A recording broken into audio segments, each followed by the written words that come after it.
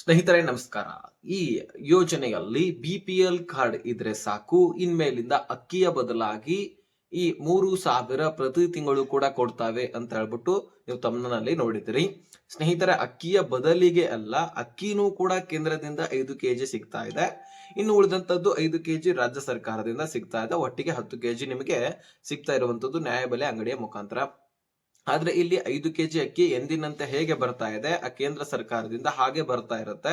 ಅದರ ಜೊತೆಗೆ ಕೇಂದ್ರ ಸರ್ಕಾರದ ಈ ಯೋಜನೆಯ ಮುಖಾಂತರ ನೀವು ಪುರುಷರಾಗಿರ್ಲಿ ಅಥವಾ ಮಹಿಳೆಯರಾಗಿರ್ಲಿ, ನಿಮ್ಮ ಒಂದು ಕುಟುಂಬದ ವಾರ್ಷಿಕ ಆದಾಯ ಕಡಿಮೆ ಇದ್ದು ನಿಮ್ಮ ಹತ್ರ BPL ರೇಷನ್ ಕಾರ್ಡ್ ಇದ್ದಿದ್ದೆ ಆದ್ರೆ ಈ ಯೋಜನೆಯ ಮೂಲಕ ನೀವು ಪ್ರತಿ ತಿಂಗಳು ಕೂಡ 3,000 ದುಡ್ಡನ್ನ ಪಡ್ಕೊಳ್ಬಹುದು. ನೀವು ನಂಬೋದಿಲ್ಲ, ಆದ್ರೆ ನಂಬಲೇಬೇಕು. ಈ ನಂಬಿಸುವಂತಹ ಯೋಜನೆ ಇದು. ಸೊ ಅಪ್ಲೈ ಮಾಡಿ. ಈಗಾಗಲೇ ಸಾಕಷ್ಟು ಜನ ಫಲಾನುಭವಿಗಳಾಗಿ ದುಡ್ಡನ್ನು ಕೂಡ ಪಡ್ಕೊಳ್ತಾ ಇದ್ದಾರೆ. ಹಾಗಾದ್ರೆ ಬನ್ನಿ ಸ್ನೇಹಿತರೆ, ಈ ಯೋಜನೆ ಯಾವುದು, ಈ ಯೋಜನೆಗೆ ಅಪ್ಲೈ ಹೇಗೆ ಮಾಡೋದು, ಡಾಕ್ಯುಮೆಂಟ್ಸ್ ಏನ್ ಬೇಕು, ಎಲ್ಲ ವಿಷಯದ ಕುರಿತಾಗಿ ಮಾಹಿತಿಯನ್ನ ಒದಗಿಸಿಕೊಡುವಂತಹ ಪ್ರಯತ್ನ ನಾನು ಮಾಡ್ತೀನಿ. ಸೊ ಪ್ರತಿ ತಿಂಗಳು ಕೂಡ ನೀವು ಮಹಿಳೆಯರಿರ್ಲಿ ಅಥವಾ ಪುರುಷರಿರ್ಲಿ, ಯಾಕಂದ್ರೆ ಒಂದೊಂದು ಯೋಜನೆಗಳಲ್ಲಿ ಪುರುಷರಿಗೆ ಅಷ್ಟೇ ಸೀಮಿತ, ಈ ಕಡೆ ಮಹಿಳೆಯರಿಗಷ್ಟೇ ಸೀಮಿತ. ಈಗ ಗೃಹಲಕ್ಷ್ಮಿ ಉದಾಹರಣೆಗೆ, ಗೃಹಲಕ್ಷ್ಮಿಯಲ್ಲಿ ಮಹಿಳೆಯರಿಗೆ ಮಾತ್ರ ಉಪಯೋಗವನ್ನ ಕೊಡ್ತಾ ಇದ್ದಾರೆ. ಶಕ್ತಿ ಯೋಜನೆಯಲ್ಲಿ ಕೂಡ ಮಹಿಳೆಯರಿಗೆ ಮಾತ್ರ ಇಲ್ಲಿ ಉಪಯೋಗವಿದೆ. ಸೊ ಹೀಗಾಗಿ ಗಂಡ ಮಕ್ಕಳಿಗೆ ಯಾವುದೇ ಯೋಜನೆ ಹೆಚ್ಚಾಗಿ ಇಲ್ಲ. ಸೊ ಈ ಒಂದು ಯೋಜನೆಯಲ್ಲಿ ನಿಮ್ಮ ಮನೆಯಲ್ಲಿ ನೀವು ಗಂಡ ಹೆಂಡತಿ ಇದ್ದಾರೆ, ಇಬ್ರು ಕೂಡ ಅಪ್ಲೈ ಮಾಡ್ಕೊಂಡು ಇಬ್ರು ಕೂಡ 3,000 ಪ್ಲಸ್ 3,000 6,000 ಪ್ರತಿ ತಿಂಗಳು ಕೂಡ ಪಡ್ಕೊಳ್ಬಹುದು. ಹಾಗಾದ್ರೆ ಈ ಯೋಜನೆಗೆ ಅಪ್ಲೈ ಮಾಡ್ಲಿಕ್ಕೆ ಯಾರ್ಯಾರು ಅರ್ಹತೆಯನ್ನ ಹೊಂದಿರ್ತಾರೆ ಅಂದ್ರೆ, ಬೀದಿ ಬದಿಗೆ ವ್ಯಾಪಾರಿಗಳು ಇದಕ್ಕೆ ಅಪ್ಲೈ ಮಾಡಬಹುದಂತೆ. ಕೂಲಿ ಹಾಗೂ ಕೃಷಿ ಕಾರ್ಮಿಕರು, ವ್ಯವಸಾಯವನ್ನ ಮಾಡ್ಕೊಂಡಿದ್ರು ಸಹಿತ ನೀವು ಅಪ್ಲೈ ಮಾಡಬಹುದು. ಅದೇ ರೀತಿಯಾಗಿ ತರಕಾರಿ ಮಾರ್ತಾ ಇದ್ರೆ ಬೀದಿ ಬದಿಯಲ್ಲಿ ಅವರು ಕೂಡ ಅಪ್ಲೈ ಮಾಡಬಹುದು. ಗಾರೆ ಕೆಲಸ ಮಾಡ್ತಾ ಇರ್ತೀರಲ್ಲ, ನೀವು ಕೂಡ ಅಪ್ಲೈ ಮಾಡ್ಕೊಳ್ಬಹುದು. ರಿಕ್ಷಾ ಚಾಲಕರು, ಆಟೋ ಚಾಲಕರು ಕೂಡ ಇದಕ್ಕೆ ಅಪ್ಲೈ ಮಾಡ್ಕೊಳ್ಬಹುದು.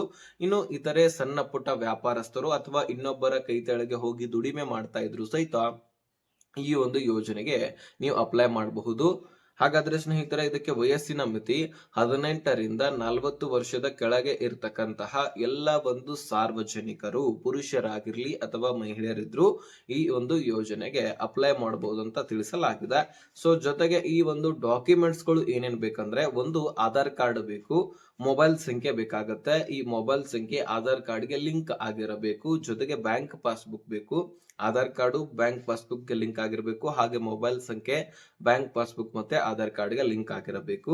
ವೋಟರ್ ID ಬೇಕಾಗತ್ತೆ. ಜೊತೆಗೆ ರೇಷನ್ಸ್ ಕಾರ್ಡ್ ಬೇಕಾಗತ್ತೆ. ಅದು BPL ರೇಷನ್ ಕಾರ್ಡ್ ಇದ್ರೆ ಮಾತ್ರ ನೀವು ಅಪ್ಲೈ ಮಾಡ್ಲಿಕ್ಕೆ ಸಾಧ್ಯ.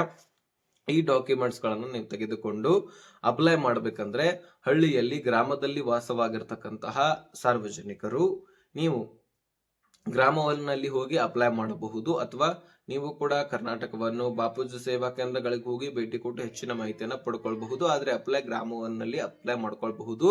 ಇನ್ನು ಸಿಟಿಯಲ್ಲಿ ಇರ್ತಕ್ಕಂತಹ ಫಲಾನುಭವಿಗಳು ನೀವು ಕರ್ನಾಟಕವನ್ನು ಬಾಪೂಜಿ ಸೇವಾ ಕೇಂದ್ರ CSC ಸೆಂಟರ್ ಗಳಿಗೆ ಹೋಗಿ ಅಪ್ಲೈ ಮಾಡಬಹುದು ಅಂತ ತಿಳಿಸಲಾಗಿದೆ. ಸೊ ಅರ್ಹತೆ ಹೊಂದಿದಿರಿ ಅಥವಾ ಈ ಒಂದು ಯೋಜನೆಗೆ ಯಾರು ಅಪ್ಲೈ ಮಾಡಬಹುದು, ಡಾಕ್ಯುಮೆಂಟ್ಸ್ ಏನ್ ಬೇಕು ಅಂತ ನಾನು ತಿಳಿಸಿದ್ದೀನಿ, ಎಲ್ಲಿ ಹೋಗಿ ಅಪ್ಲೈ ಮಾಡ್ಬೇಕಂತಾನು ಕೂಡ ತಿಳಿಸಿದ್ದೀನಿ. ಆದ್ರೆ ಇಲ್ಲಿ ಮುಖ್ಯವಾದ ವಿಷಯ ಏನಪ್ಪಾ ಅಂದ್ರೆ, ಈ ಯೋಜನೆಯ ಲಾಭವನ್ನ ಪಡ್ಕೊಳ್ಬೇಕಂದ್ರೆ ಮೊದಲಿಗೆ ನೀವು ಇನ್ವೆಸ್ಟ್ಮೆಂಟ್ ಮಾಡಬೇಕು. 18 ವರ್ಷದ ನಂತರ ನೀವು ಅಪ್ಲೈ ಮಾಡ್ತೀರಿ, 40 ವರ್ಷದ ಒಳಗಿರ್ತಕ್ಕಂಥವ್ರು ಅಪ್ಲೈ ಮಾಡ್ತೀರಿ. ನೀವು ಪ್ರತಿ ತಿಂಗಳು ಇಂತಿಷ್ಟು ಅಂತ ಹೇಳ್ಬಿಟ್ಟು ತುಂಬೋದಿರತ್ತೆ. ಅಂದ್ರೆ 2,000 ಅಥವಾ 1,000 1,500 ಅಂತ ಹೇಳ್ತಾ ಇಲ್ಲ, ಕೇವಲ 55 ರೂಪಾಯಿ ತುಂಬ್ರು ನೀವು ನಡೆಯುತ್ತೆ. ತಿಂಗಳಿಗೆ ಎಲ್ಲೋ ಹೆಚ್ಚಾನೆಚ್ಚು ಪುರುಷರಂತರು ಗುಟಕ ತಿಂದೆಲ್ಲೇ ಉಗುಳ್ತಿರ್ತಾರೆ, ಅಲ್ಲಿ ಇಲ್ಲಿ ಏನಾದ್ರು ತಿಂದು ಹಾಳು ಮಾಡ್ತಿರ್ತಾರೆ. ಅಂತದ್ರಲ್ಲಿ ಕೇವಲ ತಿಂಗಳಿಗೆ 55 ರೂಪಾಯಿನೋ ಅಥವಾ 100 ರೂಪಾಯಿನೋ ತುಂಬಲಿಕ್ಕೆ ಆಗೋದಿಲ್ವಾ? ಖಂಡಿತವಾಗ್ಲೂ ಆಗತ್ತೆ.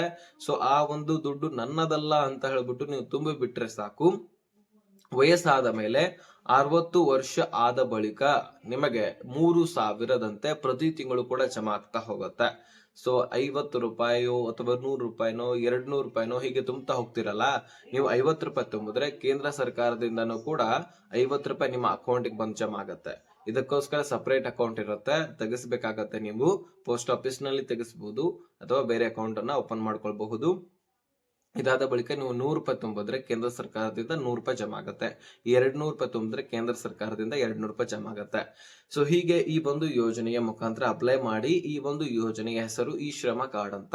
ಸೊ ಇದ್ರ ಬಗ್ಗೆ ಕೆಲವೊಂದಿಷ್ಟು ಜನ ಕೇಳಿರ್ತೀರಿ ಅಥವಾ ಕೆಲವೊಂದಿಷ್ಟು ಜನ ಕೇಳಿರೋದಿಲ್ಲ. ಹೀಗಾಗಿ ಇದಕ್ಕೆ ಅಪ್ಲೈ ಮಾಡಿ. ಅಪ್ಲೈ ಮಾಡಿದ ಮೇಲೆ ಸೊ ನೀವು ಎಷ್ಟು ತುಂಬ್ತಿರೋ ಆ ಕಡೆಯಿಂದನೂ ಕೂಡ ಅಷ್ಟೇ ಜಮಾ ಆಗತ್ತೆ. ಇದು ಎಲ್ಲವೂ ಕೂಡಿ ವಯಸ್ಸಾದ ಮೇಲೆ ನಿಮ್ಮ ಕೈ ಹಿಡಿಯುತ್ತೆ. ಎಷ್ಟೋ ಜನರನ್ನ ನೋಡಿದಿರಿ, ತಂದೆ ತಾಯಿಯರನ್ನ ಹೊರಗೆ ಹಾಕೋದು. ಅದು ನಿಮ್ಮ ಪರಿಸ್ಥಿತಿ ಕೂಡ ಬರ್ಲಿ ಅಥವಾ ಬರದೇ ಇರ್ಲಿ, ನಿಮಗೆ ವಯಸ್ಸಾದ ಮೇಲೆ, ವೃದ್ಧರಾದ ಮೇಲೆ ಈ ದುಡ್ಡು ನಿಮಗೆ ಎಷ್ಟು ಹೆಲ್ಪ್ ಆಗತ್ತೆ. ಇನ್ನು ನೀವು 60 ವರ್ಷ ಆದ ಬಳಿಕ ನಾವು ತೀರಿ ಹೋದ್ರೆ ಅವಾಗ ಏನ್ ಮಾಡ್ಬೇಕಪ್ಪ, ಯಾರಿಗೆ ಜಮಾ ಆಗತ್ತೆ, ದುಡ್ಡು ಹೋಯ್ತಲ್ವಾ ನಮ್ದು ಅಂತ ನೀವು ಕೇಳಬಹುದು. ನಿಮ್ಮ ನಾಮಿನಿ ಮಾಡಿಸಬಹುದು. ಯಾರನ್ನಾದ್ರೂ ನಾಮಿನಿ ಮಾಡಿಸ್ತಿರಲ್ಲ ಅವರ ಅಕೌಂಟ್ ಗಳಿಗೆ ಈ ದುಡ್ಡು ಜಮಾ ಆಗತ್ತೆ. ಸೊ ಅವರಿಗಾದ್ರೂ ಈ ಲಾಭ ಸಿಗತ್ತೆ. 50 ರೂಪಾಯಿ 100 ರೂಪಾಯಿ ನನ್ನದಲ್ಲ ಅಂತ ಹೇಳ್ಬಿಟ್ಟು ತಿಂಗಳಲ್ಲಿ ಒಂದು ಬಾರಿ ತುಂಬೋದಿರತ್ತೆ. ಸೊ ಅಷ್ಟು ಖಂಡಿತವಾಗ್ಲೂ ನಿಮ್ಮ ಹತ್ರ ಆಗತ್ತೆ. ಈ ಯೋಜನೆಯ ಲಾಭ ಬಹಳಷ್ಟು ಜನ ಪಡ್ಕೊಳ್ಬೇಕಾಗಿದೆ. ಹಾಗಾಗಿ ಇದಕ್ಕೆ ಅಪ್ಲೈ ಮಾಡುವಂತಹ ಇಂಟ್ರೆಸ್ಟ್ ಇದ್ರೆ ಹೋಗಿ CSC ಸೆಂಟರ್, ಗ್ರಾಮ 1 ಕರ್ನಾಟಕ 1ಗಳಿಗೆ ಭೇಟಿ ಕೊಡಿ. ಸೊ ಈ ವಿಷಯ ನಿಮಗೆ ಅರ್ಥ ಆಗಿದೆ ಅಂತ ಅನ್ಕೊಳ್ತೀನಿ. ಬೇರೆ ಯಾವುದೇ ಒಂದು ಯೋಜನೆಗಳ ಮಾಹಿತಿ ಬೇಕಾಗಿದ್ರೆ ಡಿಸ್ಕ್ರಿಪ್ಷನ್ ಅಲ್ಲಿ ಇನ್ಸ್ಟಾಗ್ರಾಮ್ ಲಿಂಕ್ ಅನ್ನ ಕೊಟ್ಟಿರ್ತೀನಿ. ಅಲ್ಲಿಂದ ನನಗೆ ಮೆಸೇಜ್ ಮಾಡಿ. ಖಂಡಿತವಾಗ್ಲೂ ನಾನು ರಿಪ್ಲೈ ಕೊಡ್ತೀನಿ. ಈ ವಿಷಯ ನಿಮಗೆ ಅರ್ಥ ಆಗಿದ್ದಲ್ಲಿ ನೆಕ್ಸ್ಟ್ ಮಾಹಿತಿ ಸಿಗೋಣ. ಲಿಸನ್ ಬಾಯ್ ಬಿಡಿ ಫ್ರೆಂಡ್ಸ್.